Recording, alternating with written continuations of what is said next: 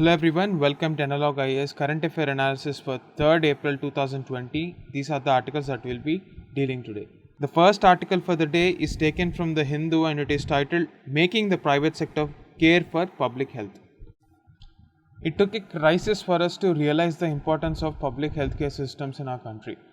So from the time of independence, we have been advocating that primary healthcare and universal public health is not only essential for curbing outbreaks like this, but also to ensure crisis preparedness and realization of the promise of right to health. What is the implication of a right? When you have a right, you can demand the state for something. So if you have a right to health, you can actually demand the state to provide healthcare across the country. In India, right to health is not actually a legislation, and due to this reason, there is a heavy dependence on the private sector for our health needs. Our out-of-pocket expenditure is as high as 63%. So, out of every 100 rupees, the patient spends 63 rupees. The amount of money spent by the government on public health care is a meager 1.5% of our GDP. So, the National Health Policy 2017 speaks about how we have to ramp up our healthcare facilities. Ayushman Bharat was seen as a program to ensure that this primary healthcare systems and the infrastructure surrounding it develops, but that did not take off in the expected level. So right now we are facing a crisis. So we have to ensure that private sector also plays a role in public healthcare delivery. In the present context of the crisis that COVID-19 has posed, it is clearly known that the state hospitals alone are not enough. So what is needed right now? We need infrastructure to house the patients. We need safety equipment for our healthcare workers, doctors and sanitation workers. We need more testing kits to ensure that adequate testing is being done in the initial stages and proper treatment is given to ensure that the spread of this disease is stopped. And ultimately, we need human resources in the form of doctors and more healthcare professionals. Unless and until we bring the private sector into the scheme of things, we can't really have all this. So there are some states like Rajasthan, Madhya Pradesh, Andhra Pradesh which brought private sector into the scheme of things.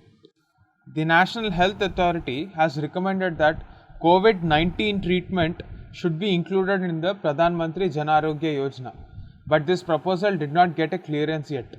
As far as the involvement of private sector is concerned, we have only limited directions from the central government to the extent that it has capped the charge on the testing facilities in private sector at 4,500 rupees. This amount is out of reach for a poor person, and definitely it's a burden for even a middle class person as well. So policymakers have been advocating nationalization of private hospitals for a limited period of time. What do you mean by nationalization? The government will actually be taking up all the resources and it will be paying for the private hospitals, and there will not be any charge in these institutions because this is a public health emergency. Alternatively, the government may go for National Health Authority's recommendation of including COVID-19 in Pradhan Mantri Jan Arogya Yojana without actually nationalizing private sector. But what about the large segment of middle class population that does not come under the ambit of PMJAY? What about these persons who are not even having a proper livelihood right now because there is a economic crisis looming large at them? If they have an infection without an insurance, without access to public health care, without access to private sector, how are they going to survive?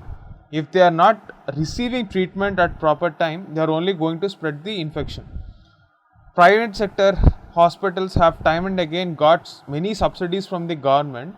So it is right for the government to take up in these times of public health emergency and ensure that public don't get infected with this pandemic. That is the gist of this article. The next article for the day is taken from the Live Mint and it is titled Risk Management in a World That is Interwoven and Unpredictable. The present health crisis posed by COVID-19 outbreak can be viewed through the lens of two different aspects. One is through the lens of businesses and the other one is through the aspect of human development. The businesses are concerned because the global value chains have snapped because of the outbreak of this disease and it is posing a serious threat to economic development. Now, when we are talking about economic progress, we can see there are two different kinds of worlds. First is the developed world where economic crash means a different thing. But when it comes to countries like India and many countries in Africa, where we are talking about survival, COVID-19 poses not just a risk of economic crisis, but also it is about survival. We will not even have access to square meals as well. Time and again, whenever there were this kind of crisis, India and the world has not learned to build resilient structures to ensure that these don't take a toll on the poorest of the poor. If one has witnessed the reverse migration of migrant labor back to their home states, we can understand the magnitude of the problem. One of the richest person in the world, Bill Gates, has time and again noted that if a contagion or a virus outbreak which has a potential to kill millions strikes our world, the high global mobility and interconnection will work against us. Illness could spread quickly, and if the virus has high fatality, it will threaten the lives of millions. The more developed countries have pandemic preparedness plans, but most of them are focused on how we ensure that workers' absenteeism does not affect the business. But in countries like India, where there is a informal sector to the tune of 90%, we need to reshape our idea of pandemic preparedness. So the second aspect that we have to look at is, in a system where global value chains disrupt manufacturing facilities across the world, because say in the present case, let us take the example of our pharma sector.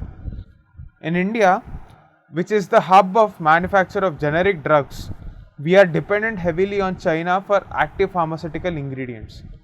Now, since we are not getting access to these active pharmaceutical ingredients due to the disruption of this global value chains, imports have stopped to our country, and as a result, there is a shortage of drugs to the world.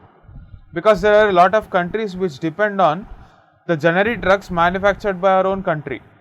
So, most of the pandemic prepared plans are not addressing these global value chains aspect because they have not seen clearly or they have not studied clearly and incorporated into their plans the effect of a contagion. The next aspect that many companies and many organizations that talk about pandemic preparedness plans with respect to the developed world talk about financial stability. The reason why they are focusing on financial stability is quite understood given the global financial crisis of 2007-2008 has hit them very badly. So their backup plan, their idea of backup plan includes financial stability as well. This applies even for our country as well. We do have to focus on global value chains. We do have to focus on ensuring that our banking systems are up and running. We have to focus on financial stability. But the fact that we are just a developing economy where 90% of the population is dependent on daily wages or informal sector gives us another interesting challenge. If we talk about the present case, had the state governments said that we would deploy migrants to ensure that our harvesting operations are taken care of and all the food and shelter concerns of migrants would be taken care by the government, we would not have witnessed such mass migrations back to their own hometowns. That would have stopped the spread of this disease. Rather than taking that action, the national program for relief of COVID-19 did not address this. So this COVID-19 is fundamentally questioning our lacunae in every sphere of life. So this crisis is an opportunity to correct ourselves, and going forward we shouldn't be repeating the same kind of mistakes. That is what this article is trying to say. That's it for the day. Thank you.